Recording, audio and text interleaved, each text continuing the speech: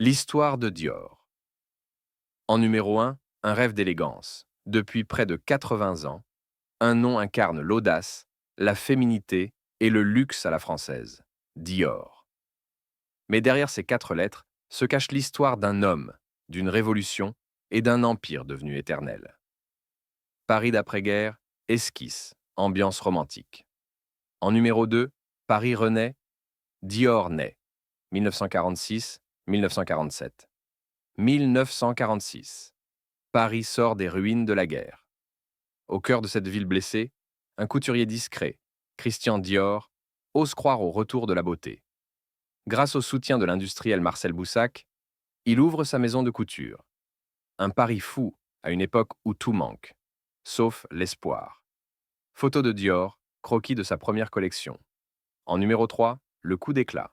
Le New Look, 1947. En 1947, la mode retient son souffle. Dior présente sa première collection. Silhouette en sablier, taille fine, jupe corolle, une explosion de tissus après les années de rationnement. La presse s'enflamme et baptise cette révolution. Le New Look. Le monde redécouvre le glamour.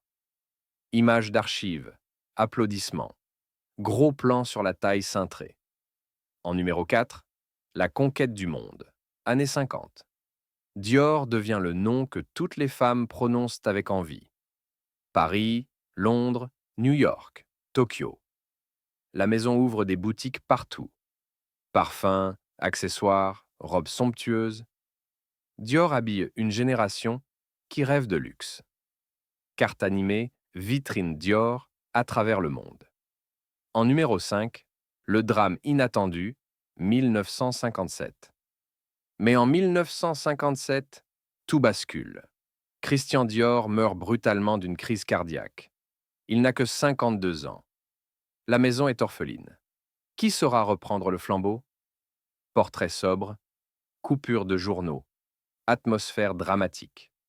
En numéro 6, le prodige, Yves Saint-Laurent, 1957 à 1960. À la surprise générale, c'est un jeune assistant de 21 ans qui prend la relève. Yves Saint-Laurent. Sous sa baguette, Dior devient plus libre, plus jeune, déjà précurseur des bouleversements culturels des années 60. Défilé signé YSL pour Dior, image d'archives du jeune couturier. En numéro 7, l'art de durer, Marc Bohan, 1960 à 1989. Après le passage éclair et audacieux de Saint-Laurent, Marc Bohan assure l'équilibre pendant près de 30 ans. Élégance discrète, classicisme maîtrisé. Il fait de Dior une valeur sûre du raffinement. Défilé sobre, photo de Bohan en atelier. En numéro 8, le tournant. Bernard Arnault et LVMH, 1984. Dans les années 80, un nouvel homme d'affaires voit grand.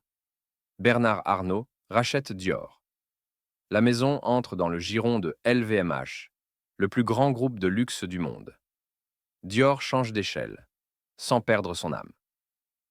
Logo LVMH, image d'archives d'Arnault, boutique moderne. En numéro 9, le spectacle Galliano, 1996 à 2011. En 1996, nouveau bouleversement. John Galliano arrive à la direction artistique. Chaque défilé devient un opéra extravagant. Histoire, drame et excentricité redéfinissent le glamour Dior. Le monde entier regarde, fasciné. Défilé grandiose, costumes théâtraux. En numéro 10, une modernité plus sobre. Raf Simons, 2012 à 2015. Après l'exubérance de Galliano, Raf Simons pose un voile de modernité épurée sur la maison.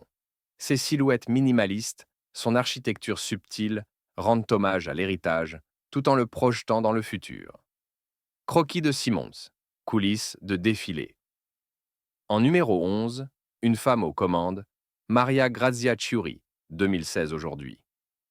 En 2016, Dior écrit une nouvelle page. Pour la première fois, une femme prend la tête de la création. Maria Grazia Chiuri insuffle féminisme, engagement et poésie. La femme Dior est plus libre que jamais.